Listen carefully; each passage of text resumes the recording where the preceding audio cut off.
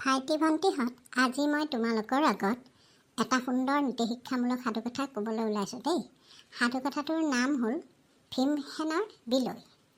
বৰ সুন্দৰ নীতিশিক্ষামূলক সাধু। আশা কৰোঁ তোমালোকে শুনি বৰ ভাল পাবা। এতিয়া মই আৰম্ভ কৰিছোঁ। ভীমসেনৰ বিলৈ। এসময়ত এখন ৰাজ্যত ভীমসেন নামৰ এজন বৃদ্ধ সৈনিকে বাস কৰিছিল। তেওঁ সেই ৰাজ্যৰ ৰজা হৰ্ষবৰ্ধনৰ এজন সৈনিক আছিল। ভীমসেন অতি বুদ্ধিমান, সাহসী আৰু শক্তিশালী সৈনিক আছিল। তেওঁ ৰজাৰ অতি প্ৰিয় আছিল, কিন্তু সময় পাৰ হৈ যোৱাৰ লগে লগে তেওঁ বুঢ়া হৈ আহিছিল। ভীমসেন ডেকা হৈ থাকোঁতে বহু কৌশল ব্যৱহাৰ কৰি ভালকৈ যুঁজিব জানিছিল। তেওঁৰ প্ৰজ্ঞা, শক্তি আৰু বীৰত্বত ৰজাই বৰ সন্তুষ্ট হৈছিল। পাছত ৰজাই ভীমসেনক সেনাপতি হিচাপেও নিযুক্তি দিছিল। কিন্তু বয়স বঢ়াৰ পাছত ভীমসেনৰ যুদ্ধৰ বাবে উঠা ক্ৰমান্বয়ে কমি আহিল। এদিন তেওঁ ভাবিলে, মইতো এতিয়া লাহে লাহে বুঢ়া হৈ আহিছোঁ আৰু আগৰ দৰে যুঁজিবও নোৱাৰোঁ। গতিকে মই মোৰ কৰ্মৰ পৰা অৱসৰ লোৱাৰ সময় হৈছে। ইয়াকে ভাবি তেওঁ কি কৰিলে জানানে? ৰজাক কথাটো ক'লে। ৰজাই তেওঁৰ লগত আলোচনা কৰিলে, ঠিক আছে বাৰু, তুমি অৱসৰ ল'ব খুজিছা লোৱা, কিন্তু তুমি তেতিয়াহ'লে মোৰ প্ৰধান চন্তৰী হিচাপে থাকিবা। কিন্তু সেই পদটোতো তেওঁ থাকিব ইচ্ছা নকৰিলে। তেওঁ ক'লে, নহয় প্ৰভু, মোক অৱসৰেই দিয়ক।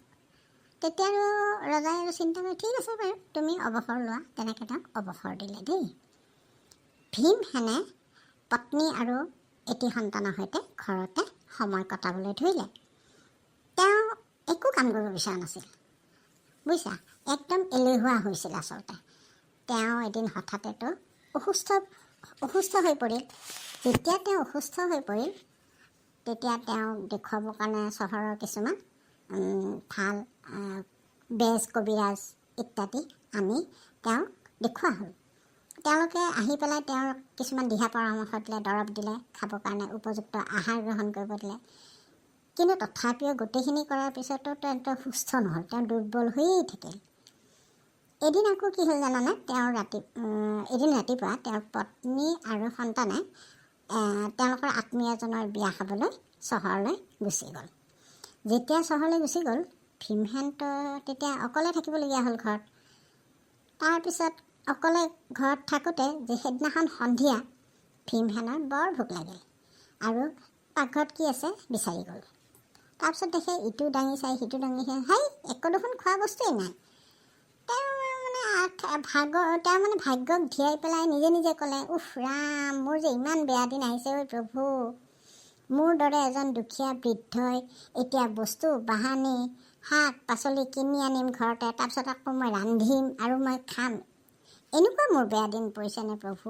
তেওঁ তেনেকৈ ভাবিলে হা। তেওঁৰ কাৰণে মানে সেইটো বিৰাট ডাঙৰ কাম হা। শাক পাচলি কিনি আনি, বয় বস্তু কিনি আনি নিজে ৰান্ধি খোৱাটো তেওঁৰ কাৰণে তাৰমানে খুব ডাঙৰ কথা।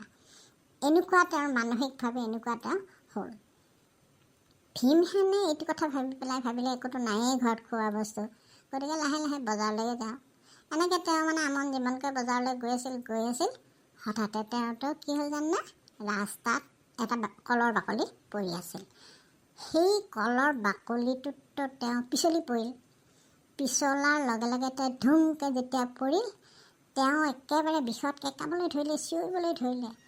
ওচৰৰ পাজৰৰ মানুহবিলাকে দৌৰি দৌৰি তেওঁৰ ওচৰলৈ আহিল। তাৰপিছত তেওঁক থিয় কৰাব খোজে, কিন্তু তেওঁ থিয় নহয়। তেওঁ নুঠেই, তাৰমানে তেওঁ চেষ্টাও নকৰে, নুঠেও। তেওঁ কেৱল চিঞৰি চিঞৰি কান্দিয়ে থাকিল। সকলোৱে তেওঁক তুলিবলৈ চেষ্টা কৰিলে। নাই, আপুনি অলপ জোৰ দিয়ক, উঠক, উঠিব পাৰিব। নাই, মই নোৱাৰোঁ, মই এজন দুখীয়া বৃদ্ধ, মই বৰ দুৰ্বল, মই বুঢ়া মানুহ। এই সোপা কৈ পেলাই তেওঁ কি কৰিছে জানে? তাতেই তেওঁ বহি আছে। মোৰ হাড় মোৰ চব কিজানি ভাঙি গৈছে, গতিকে মই উঠিবও নোৱাৰোঁ, লৰচৰ কৰিবও নোৱাৰোঁ। মই এতিয়া উঠি খোজকাঢ়িব নোৱাৰিম, বিষ যন্ত্ৰণাত এনেকৈ মই মৰি থাকিব লাগিব। এইবিলাক কথা শুনি মানুহবিলাকে আলোচনা কৰিলে দেই, যে কি কৰা যায় মানুহজনক লগত লৈ পেলাই। এনেকৈ পৰি থাকিব দিবও নোৱাৰি। দুৰ্বল মনৰ মানুহ চবেই গম পালে। তেতিয়া নহয় কি কৰিলে জানা? নহয়, তেওঁক কিছুমানে ক'লে, নহয়, তেওঁক ঘৰত থৈ অহাটোৱে ভাল, আলোচনা আৰু কৰি লাভ নাই, তেওঁক ঘৰত থৈ অহাই ভাল। এনেতে এই ভিৰ যে হৈছিলে মানুহৰ, তাৰ মাজত কৃষ্ণ নামৰ এজন জ্ঞানী মানুহে মানে ভিৰটো দেখি পেলাই ভিৰবিলাকৰ মাজত চাব আহিলে দেই। তো আহি পেলাই ক'লে, কি হৈছেনো ইয়াতে? এই মানুহজনটো মোৰ ওচৰ চুবুৰীয়া, মই তেওঁক ভালদৰে জানো। তেওঁৰ প্ৰথমতে ৰজাৰ সেনাবাহিনীত চাকৰি কৰিছিল, কিন্তু তেওঁ ইমান এলেহুৱা হৈ পৰিল আৰু ইমান অলস হৈ পৰিল, তেওঁ এতিয়া এনেকুৱা জীৱন এটা যাপন কৰিছে যে তেওঁ নিজকে এনেকুৱা মনৰ ভাৱ হৈছে যেন মই বৰ বয়সীয়াল, একো কাম কৰিব নোৱাৰোঁ। মূল সমস্যাটো হৈছে তেওঁৰ মনটো অতি দুৰ্বল আৰু সেইকাৰণে তেওঁ একো কাম কৰিব নোৱাৰা যেন হৈছে। যেতিয়া এইটো হ'ল নহয়, তেতিয়া মানুহবিলাকে ক'লে যে কি কৰা যায় তেতিয়াহ'লে? তেতিয়া কৃষ্ণই ক'লে, মোৰ মনত এটা কিন্তু বুদ্ধি খেলাইছে দেই। যদি আপোনালোকে সকলোৱে এই কথাত একমত হয়, তেতিয়াহ'লে আমি সেই কামটো কৰিব পাৰিম। ক'বলৈ কি কাম? যে তেওঁক আমি কি কৰিম, নিৰাপদে ঘৰত থৈ আহিব লাগে, আৰু সেইটোতো আমাৰ এটা মূল কৰ্তব্য। আৰু কিন্তু তেওঁ যে উঠিব নোৱাৰে, তেওঁ ইমান অক্ষম কিন্তু নহয়, তেওঁ মানসিকভাৱে দুৰ্বল। গতিকে বুদ্ধি খটুৱাই তেওঁক থৈ আহিব লাগিব। এনেকৈ যেতিয়া কৃষ্ণই ক'লে, তেতিয়া সকলোৱে কৃষ্ণৰ কথাত হয় ভৰ দিলে। তেনেহ'লে কি কৰোঁ এতিয়া মানুহজনক? কৃষ্ণই তেতিয়া ক'লে, এখন ঘোঁৰা গাড়ীৰ ব্যৱস্থা আমি এতিয়া এখন ঘোঁৰা গাড়ীৰ ব্যৱস্থা কৰোঁ হা। কিন্তু গাড়ীৰ চালকজনক তেওঁ ক'লে যে গাড়ীখনত তেওঁক লৈ যাবা, উঠাই পেলাই তেওঁক ঘৰত থৈ আহিবা, কিন্তু হাবিৰ মাজৰ পথটোৰেহে তেওঁক লৈ যাবা দেই। তাৰপিছত লৈ গৈ গাড়ী এখনত গৈ হাবিৰ মাজত যেতিয়া গাড়ীখন পাব, ঘোঁৰা গাড়ীখন, তেতিয়া তুমি তাত তেওঁক অকলে থৈ তুমি নামি গৈ পেলাই বুদ্ধি কৰি নামি গৈ দূৰৰ পৰা লুকাই লুকাই চাই থাকিবাচোন তেওঁ কি কৰে। নিজেতো ভয় খাবই, কিবা এটা কি কৰে তুমি চাই থাকিবা। এই বুলি কৃষ্ণই বুদ্ধি কৰি ক'লে, আৰু বাকীবিলাকে চবেই মান্তি হ'ল। ঠিক আছে চাওঁ বাৰু কি হয়। সকলোৱে মিলি এখন তেতিয়া কি কৰিলে জানা, ঘোঁৰা গাড়ী ঠিক কৰিলে। ঘোঁৰা গাড়ীখনত দাঙি দঙি একদম আহি ভীমসেনক গাড়ীখনত তুলি দিলে।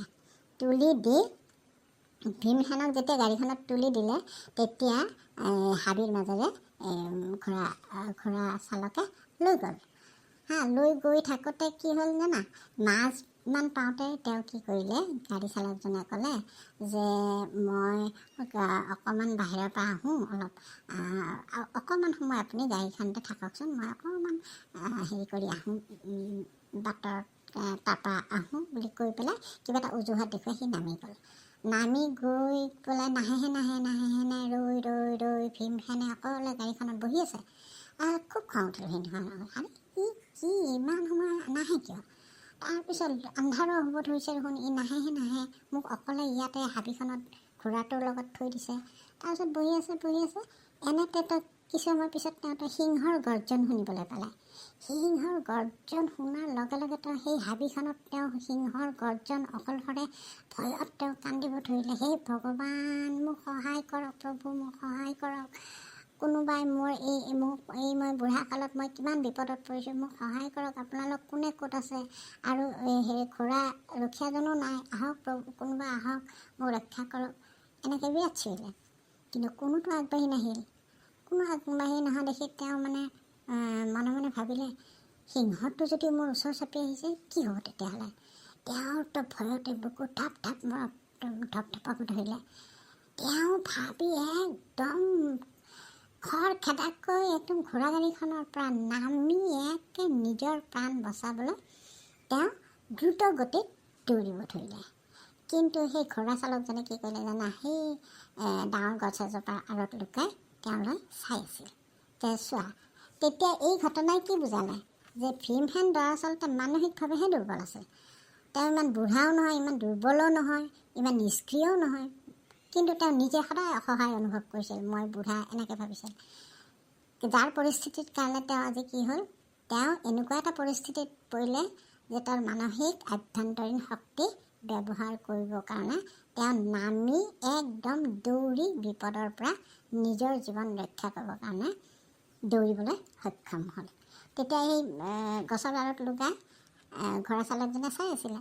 গতিকে এই ঘটনাটোত এই গোটেই গল্পটোত, এই সাধুকথাটোত আমি এটা কথাই জানিছোঁ যে প্ৰকৃততে মানসিক শক্তিৰ ওপৰতহে আমাৰ শাৰীৰিক শক্তি নিৰ্ভৰ কৰে। দুৰ্বল মনৰ ব্যক্তিয়ে সহজে হাৰ মানি যায়, কিন্তু আমি মনটো দুৰ্বল কৰি দি পেলাব কেতিয়াও নালাগে। কেনেকুৱা লাগিল বাৰু সাধু কথাটো? আশা কৰোঁ বৰ ভাল পালা, নহয়নে বাৰু?